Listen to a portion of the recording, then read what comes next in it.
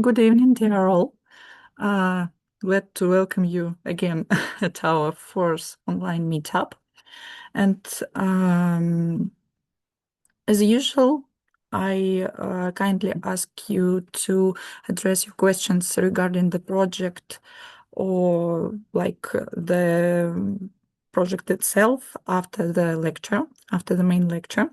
As you probably know, our today's speaker is Nadezhda Lebedeva, who is our faculty member. And let's not waste time. Nadezhda Yurievna, the floor is yours, please. Yeah, hello to everybody. I will switch on the presentation. Yeah, hello to everybody. Hope that everything is okay from technical side. So today I will be glad to tell you a few words about the identification of manipulation and financials, and we'll do it on the example of Transaera. So a few words about myself. My name is Nadezhda Lebedeva. I have a very profound background in finance, more than 20 years. I started in accounting, then a few years spent in audit in KPMG, and then I switched to the banking sphere. And for maybe more than close to 20 years, I work with the banks. So more than 10 years I spent in Raiffeisen Bank. I was a deputy head of large corporate credit analysis division. And there I got acquainted with the key companies in Russia, the branches of multinational companies. So all big, large corporate that were going to take the credit from the bank. Our department analyzed these companies. So that's why I had a very vast background and experience with the different types of financials, including those where the management wanted to somehow manipulate with the figures and somehow to show the better picture compared to what it is in reality. I also have the HSE certificate, provide individual and group financial analysis lessons and classes, and I'm a lecturer in High School of Economics and Plekhanov Russian University of Economics, and also have a few classes in Skillbox. So let me tell you from the very beginning the steps that will help you to identify the manipulation. Here we speak about the financials, but actually the same logic can be applied to any sphere, to any part of your life, anywhere. So what is the logic here? If we speak about the financials, first of all, we need to find out all information that is available to you about, first of all, the economy, industry, and the market development. Why is it like this? So we start from the largest part, we start from the biggest scale. We start from the economy. So depending on how the economy is developing, this is usually in the same way, in the same trend, influencing the company that we look at. Maybe it can be controversial, but we need to find out how all the events that happen in the economy influence on our company. The same is with the industry. So is the industry developing good? Is the industry developing bad? What are the trends in the industry? What are the growth rates and so on? And further on, we narrow on the particular market where our company that we look at can be active in. So first of all, we find out what is generally happening in the environment where our company is operating.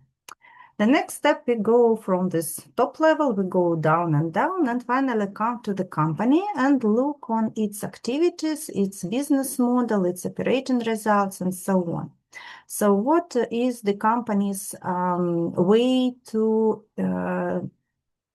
address all those events that happen in economy, for example? How the company manages to address again the events that happen in the industry. So we can further on compare the company's development with the development of overall economy, of overall industry, overall market, and make the first conclusions why the company is performing in the same way or not in the same way. What helps the company to perform better if it is like this, or why the company doesn't manage to perform as the overall market and shows worse results. So here we make our first conclusions.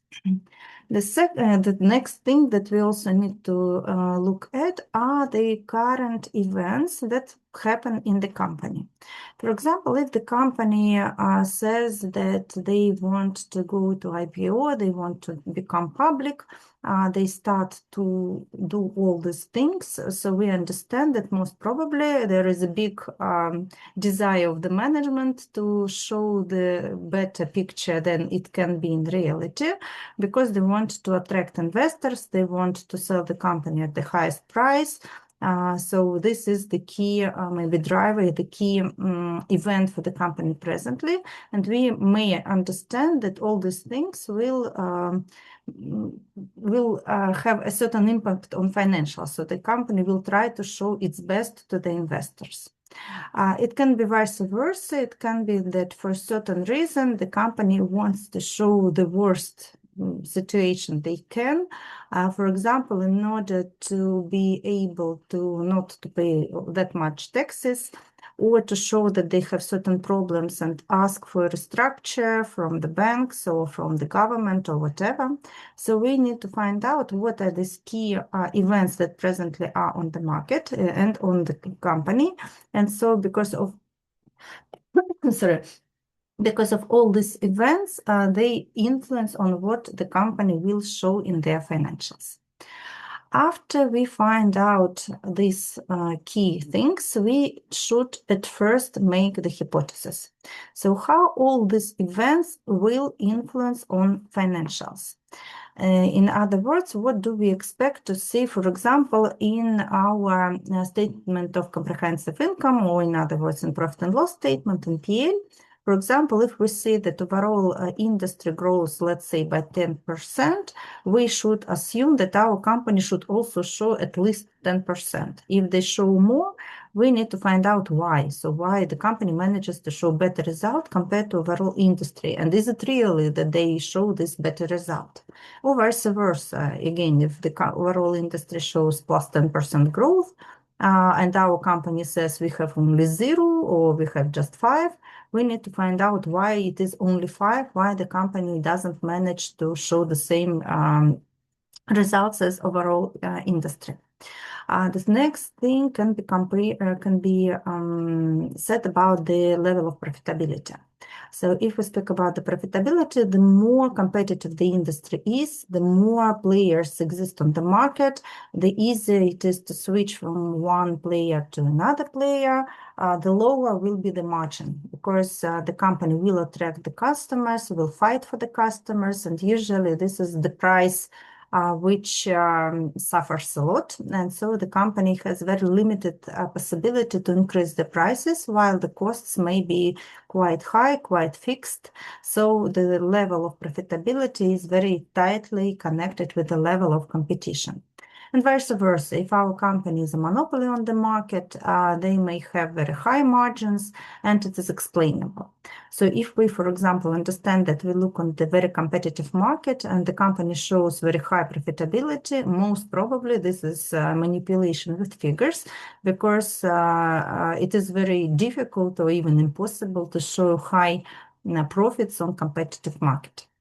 The same if we speak about the balance sheet. So if we already understand what the company business is, what do they do, we may also make a certain forecast, certain hypothesis, what types of assets we do expect to see on the balance sheet, or what types of liabilities we do expect on the balance sheet.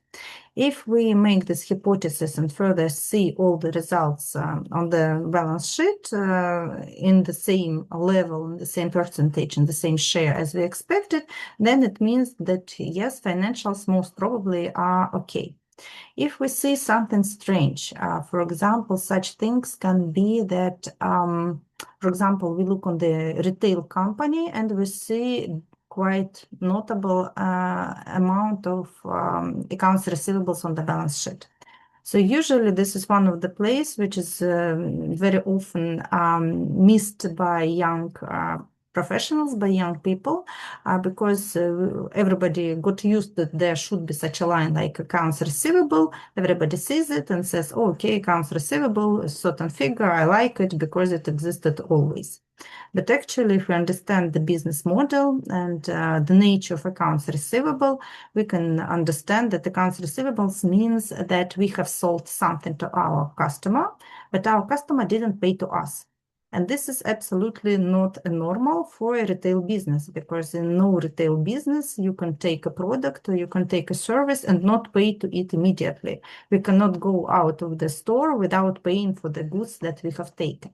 So that's why for retail business, accounts receivable almost never exist or are on the minimum level. They are this cash and transfer when we pay with our credit cards, and the money are actually captured by the bank, by the company in few days.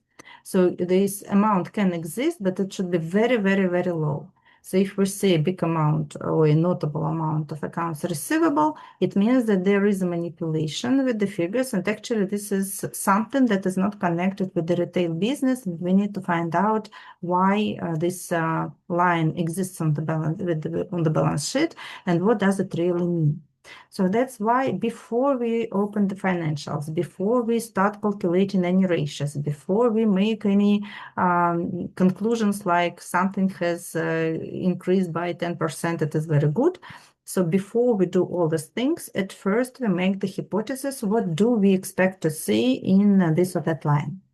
So after we have done it, after we have made such hypothesis, we compare our expectations with the actual figures in the financial statements. And if our expectations are proved, so everything that we expected more or less on the same share exists on the balance sheet, exists in PL and exists in other forms of financials, it means that yes, we logically confirm that these figures are correct.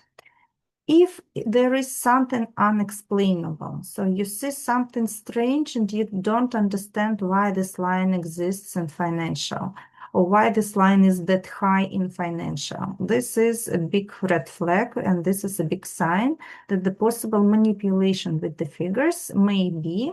So we need to ask the company, or we need to try to find out the reason. What does this line mean? Why it exists like this? And so if you manage to find the answer which is logical to you, everything is okay. But if you can't find the logical answer, most probably you see the fraud in financials. And of course, you can really be good with this thing when you know the accounting rules, when you know the accounting standards, when you know the accounting, and you understand as a result of what operation this or that line appears on the balance sheet. So when you know the rules, you can very easily find out when something is not in order, something is not complied with the rules. So that's why accounting is really very important. Now let us have a look at how this plan can be used on the example of Transaera. So Transaera, this is the company, most probably you already know it. This is the company that presently doesn't exist. Previously, it was number 2 in on the domestic airline market. And I want to show you on this case, so the case is not up to date, but actually this is like the classical case where we can find out or could find out the signs of manipulation with financials in advance. So we go the same plan, and we start with the key things that happened in 2012, 2013 in economy in Russia overall, and especially in airline transportation industry. So what was it about? So the GDP was growing. So the Russian economy was recovering after the crisis that was in 2008, 2009. So after all these years, the economy started to recover. But have a look, the GDP growth rates, they are still positive, but they are not that nice as they were, for example, before in 2012. So the inflation in that year was 6.5%. Remember this figure, we will use it in the future. So inflation 6%. We can also say that even if the company manages to transfer the same amount of people, the same amount of cargo, our revenue should increase at least by 6.5%. So this is the inflation, just the growth of ticket price. If we speak about the disposable income of population, we also see the growth, but the growth is not that big, so it doesn't cover the inflation. But still, people have a little bit more money compared to what it was before. So what happened in the airline transportation industry directly? Passenger turnover. So passenger turnover is growing, plus 17% in 2012, plus 15% in 2013. So people continue traveling, people continue going into other cities, and especially abroad. We will now see the statistics for abroad transportation. So again, remember, this is the period when overall country recovered after the crisis. So for many people, it was like coming back to the lifestyle that they got used to before. But the growth rates, as you see, they start to decline, though they are still quite high. The number of people transferred, passenger transferred, 74 millions of people, plus 15% in 2012 and 14% in 2013. We also see, if we look on the monthly dynamics, that by the end of 2013, the growth rates start to decline. So the key growth corresponded to the beginning of the year.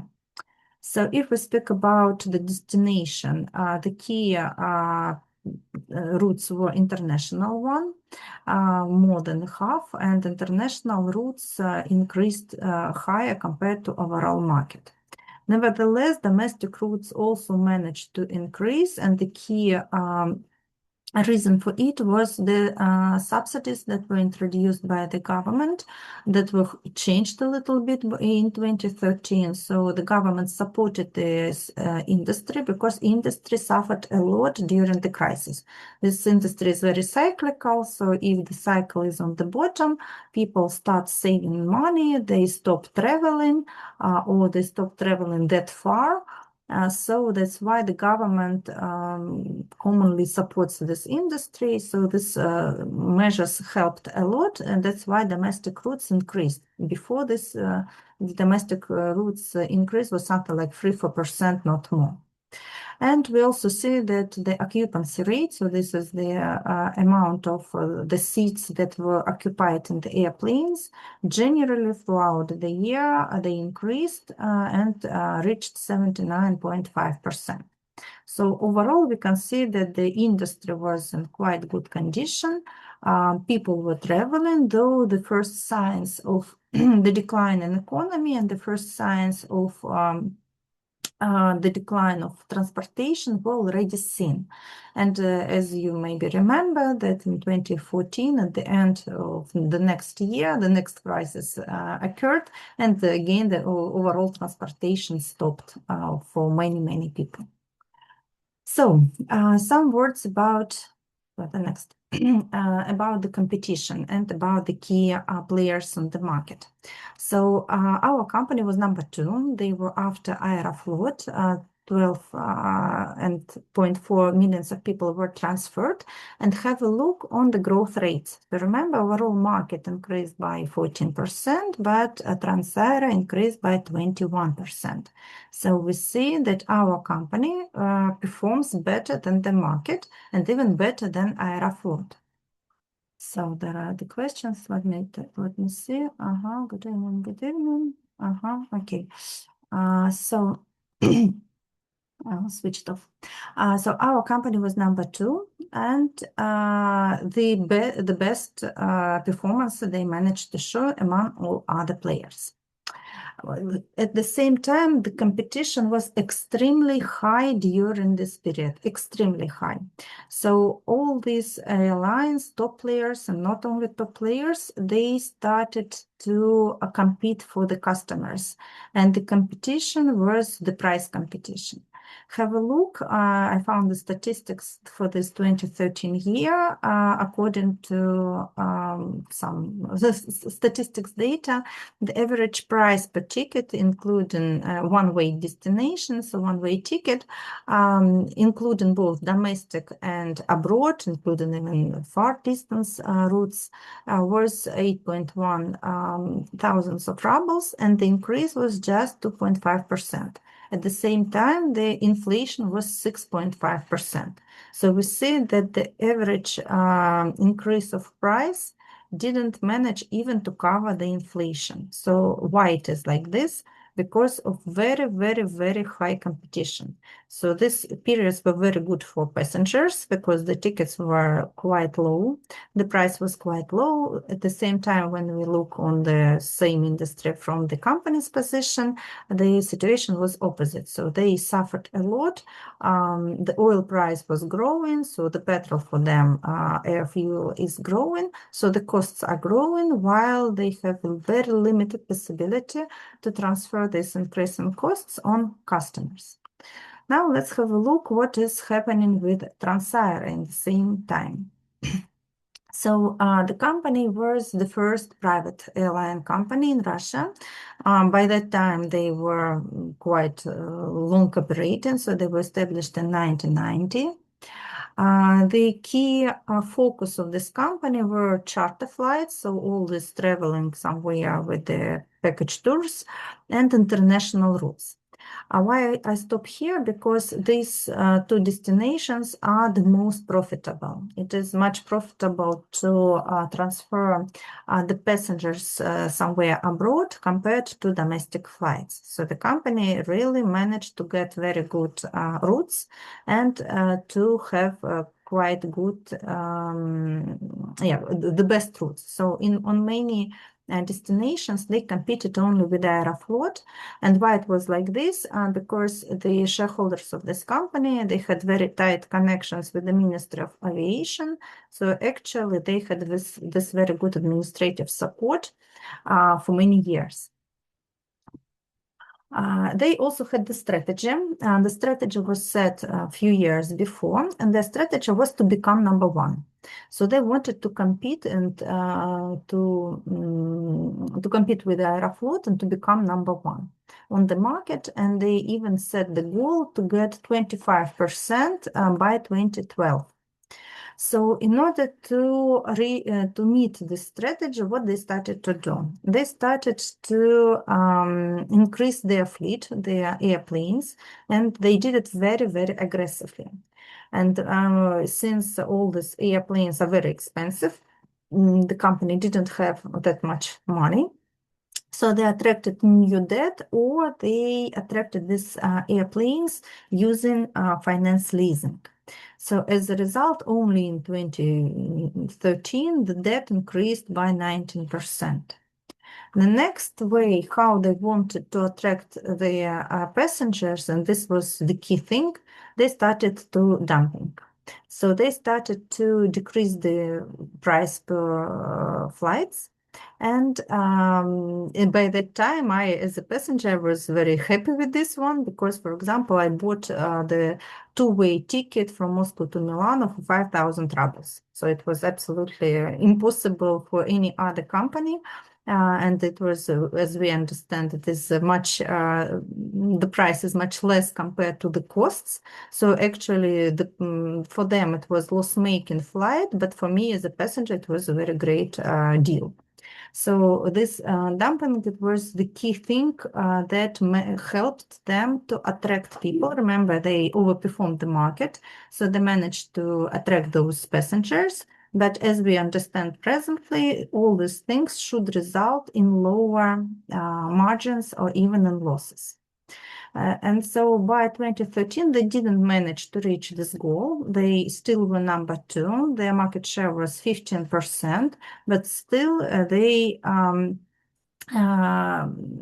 invested a lot in this aggressive fleet growth and in attracting of new passengers.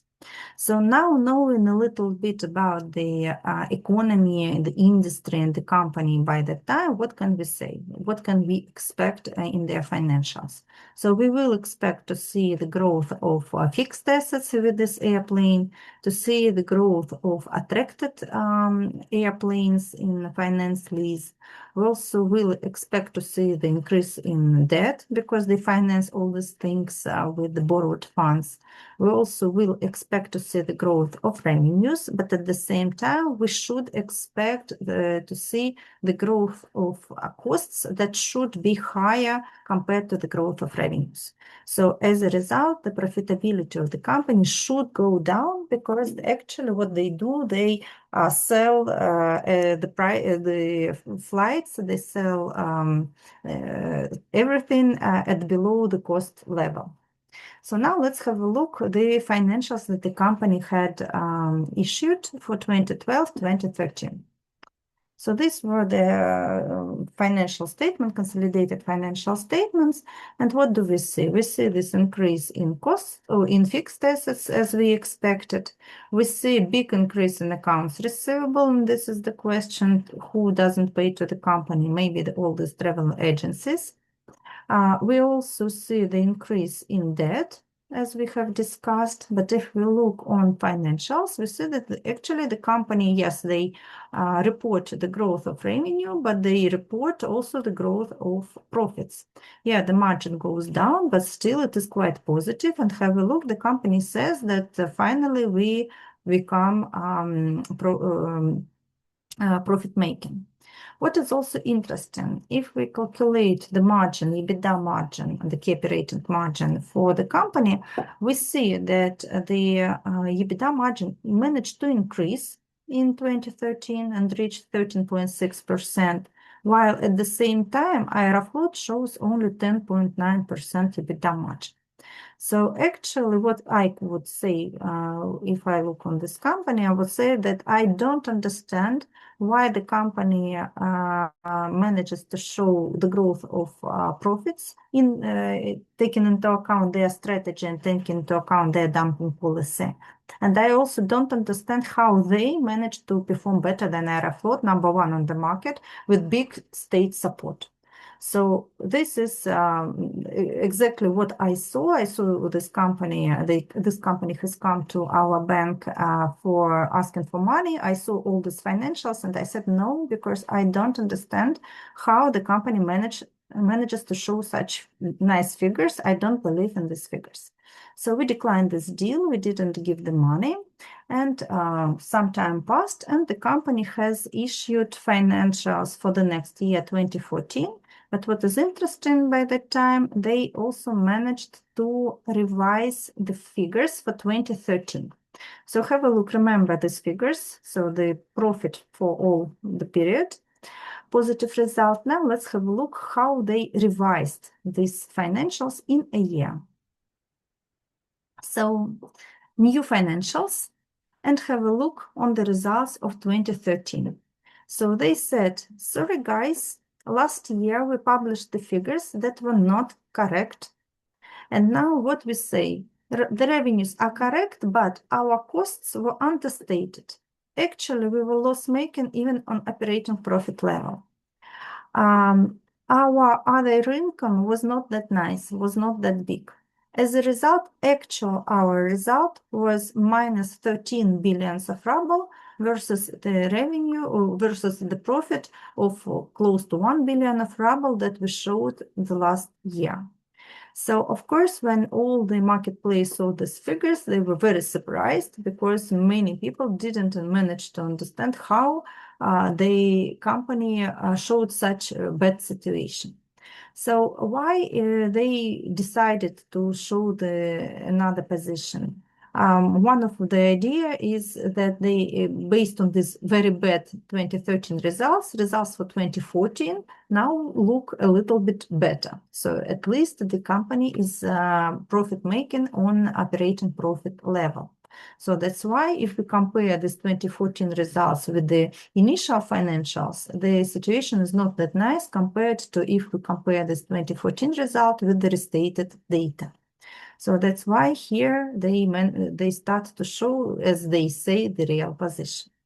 Now, if we calculate the EBITDA margin, the real one, that the company said it was in 2013, it is not positive plus 13%. Now it is negative minus 3%.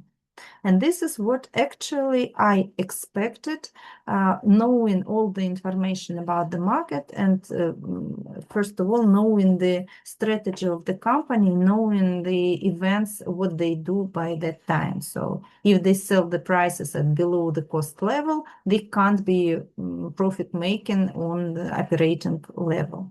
So that's why negative margin, EBITDA margin is what it was expected and what it was the real one. Now let's have a look on revised and restated figures for 2012-2013. So the key lines that were restated, I show them here. So have a look. Actually, the company says that they do not have that much inventory. They do not have that much accounts receivables. Actually, there are no that companies that will pay to them. They are impaired or I don't know what else. The equity as a result became negative and became far negative. Accounts payable were a little bit restated, and the company also showed some unearned transportation revenue. These are the prepayments from the customers that were given while the flight has not been done yet. So as a result, we see that the company showed absolutely other position for financials. In financials, and actually we could predict it if we used this plan. So at first, our understanding of the industry, of the company, prediction of what we expect to see in financials, and if we don't see it, this is a big sign of red flag. So when these financials were published, have a look how the market reacted. So when these financials in spring 2015 were published, the share prices dropped from 210 to 7 rubles, almost immediately in just few months. So at first it halved, and then they went to 7 rubles by the end of 2015. What is the most important, that actually this situation could be predictable and could be seen if we used such a logic and if we see that the figures that the company show actually are not real one, because the situation on the market and situation in the company is absolutely different.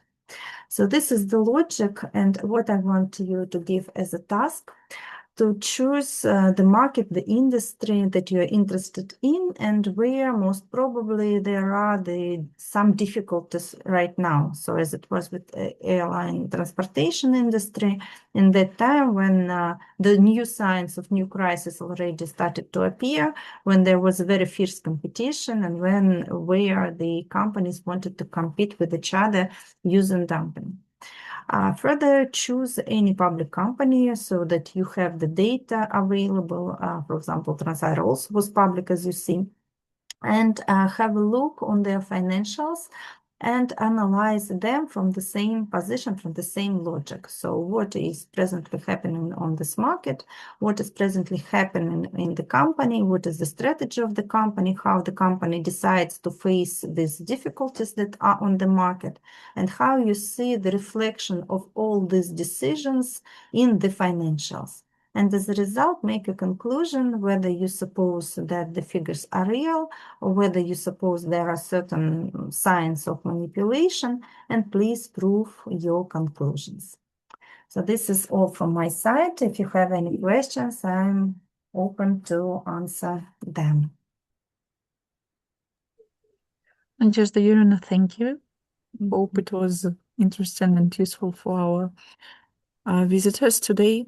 So, dear applicants, please ask your questions either in the chat or orally, maybe.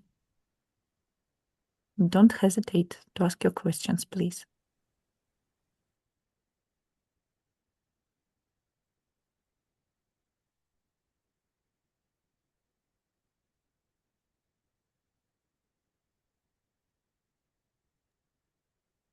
So, was everything clear?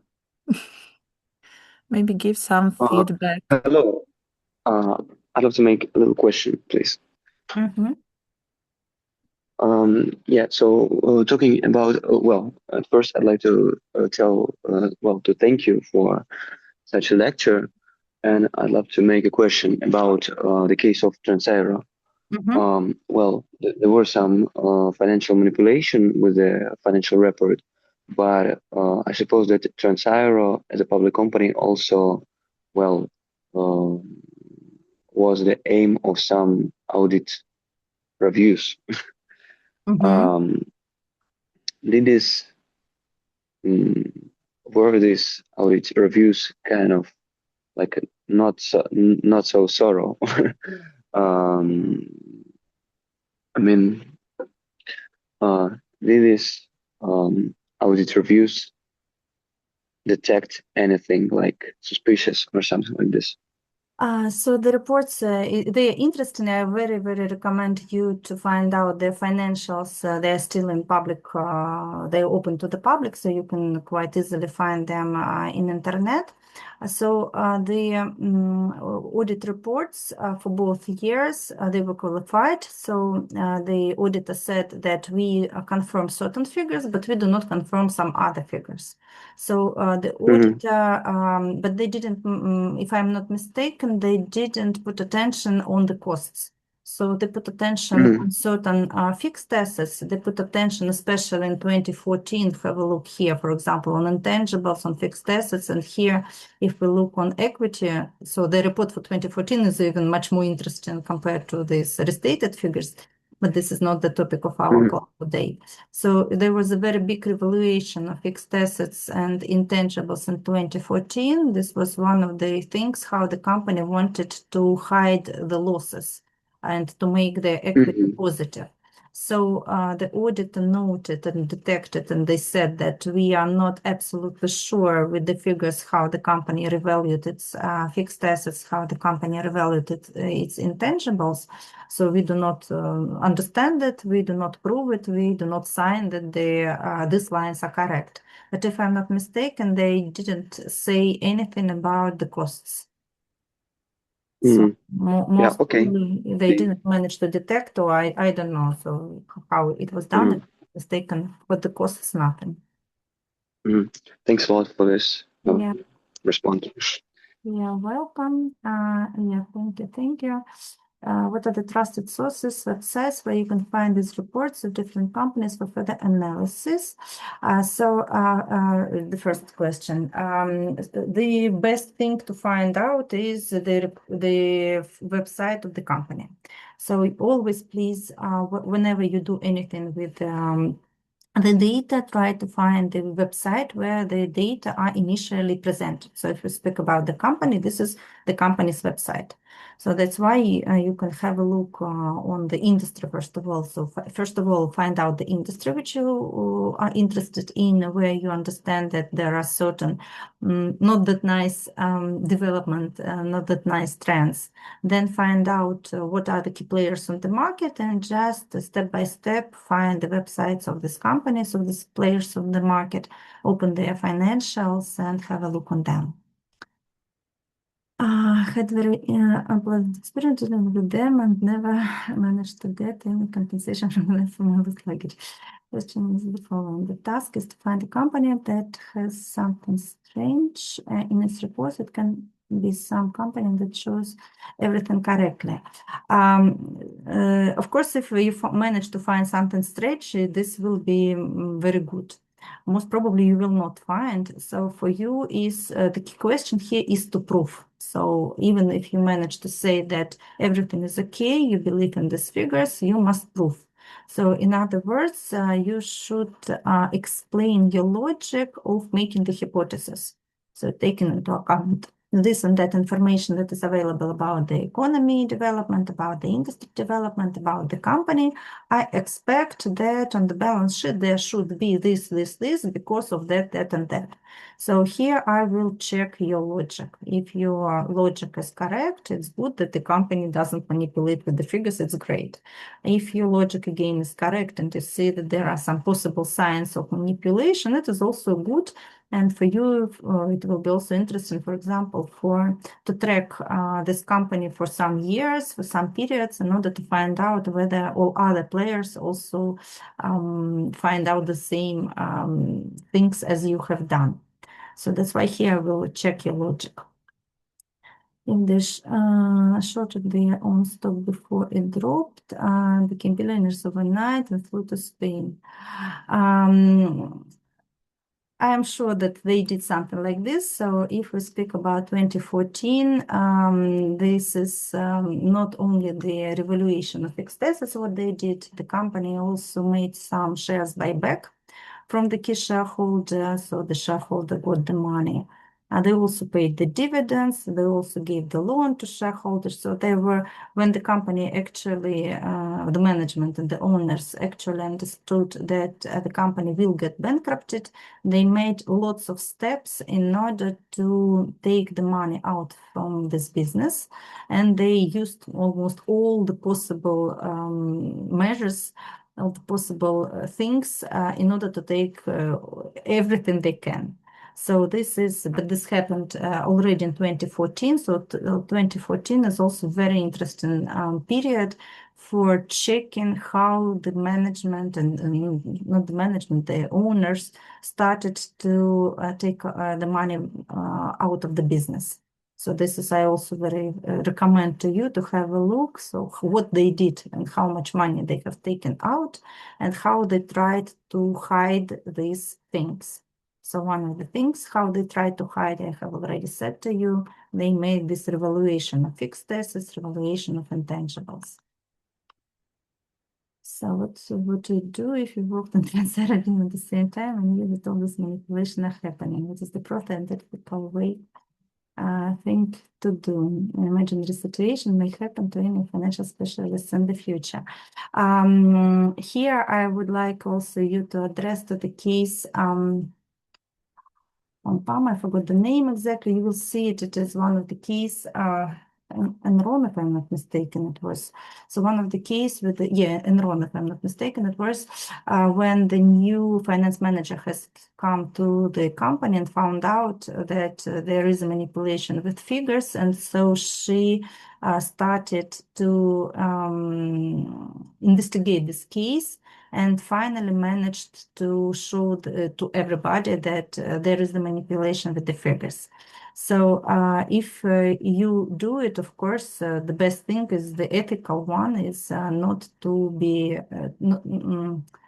just to remember English words, so not to allow these things to happen in the future, because you as a specialist here, you will be always associated with this company, and all these things will also come to your background, to your CV. So that's why if you manage to find something is bad, of course, it is good to report it to the one you can.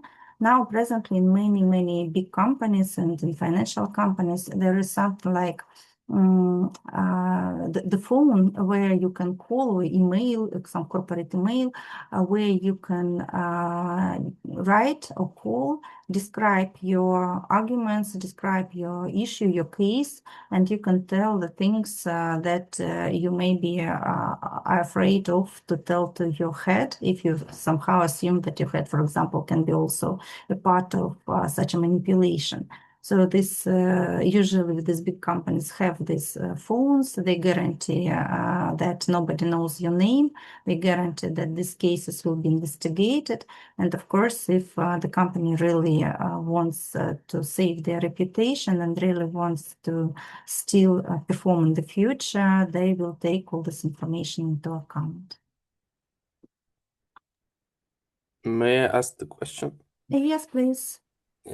Thank you for your lecture. Nadezhda, I am new to finance, so I would like to find out, is it normal for companies to just restate their financial statement? It sounds a bit unresponsible, or I don't know. Is it a common practice to do it and to restate it? It is a common practice. It doesn't mean that each and every company does it, but it is quite common practice. Usually, the restatement of financials are connected with two things. So the first one is that you find out that you made a mistake in last year reports, and so that's why you restate your financials. So this is number one. It is maybe not that usual because, again, the companies and the auditors who audit these companies, they do not like very much to say that there was a mistake last year. Usually, the key reason for restatement is the change in accounting policy. And in that case, the company shows this revised figure for previous year just in order to show current year and previous year on the same accounting standards so that the figures are comparable with each other. Or sometimes the restatement can be connected with, for example, the company, just let's assume, for example, here, if we look on this long-term assets in 2013, and yeah, here. So this other, for example, the figure is pretty high, but it is still shown in one line that's called other. On the next year, the company may say, now the figure is pretty high. Now I want to show the key lines inside. I want to show it as a separate line. So I restate my financials for previous year in order to show what part was connected with this line last year. So it happens. I can't say that it is very, very often, but it is normal situation for restatement. If you ever see that the company restated their financials, number one is to make the table like this to compare what has changed. Usually the company, if the company is nice and if the mistake is not that big or is normal, they will do it by themselves in financials. So they will present like initially presented, change, some adjustment, and then restated data. And they will, of course, explain why this restatement was done. If the company wants to hide, they will not do such a comparative table in financials. They will provide only restated data, and it will be your task to make the table like this so that you can compare what it was initially and what is presented presently, and then make a conclusion what has changed and why the company decided to do it. Thank you. Welcome. So one more question. Yeah, thank you also. So any questions, please ask.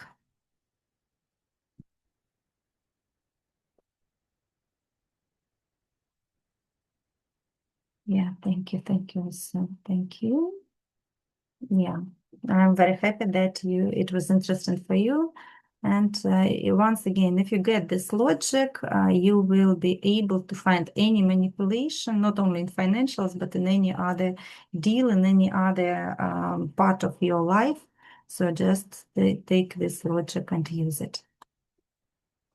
So if no questions, we can finish. Yes, I see that it's only feedback now in the chat. So thank you, Nadezhda Yurievna. Thank you. Thank you very much. Our dear guests. So I just wanted to remind you that in May we have our last online meetup with Alexander Kudrin. So hope to see you all in May, and have a good evening. Thank you all once again. Goodbye. Thanks a lot. Thanks a lot. Goodbye. Thank you. Thank you. Goodbye.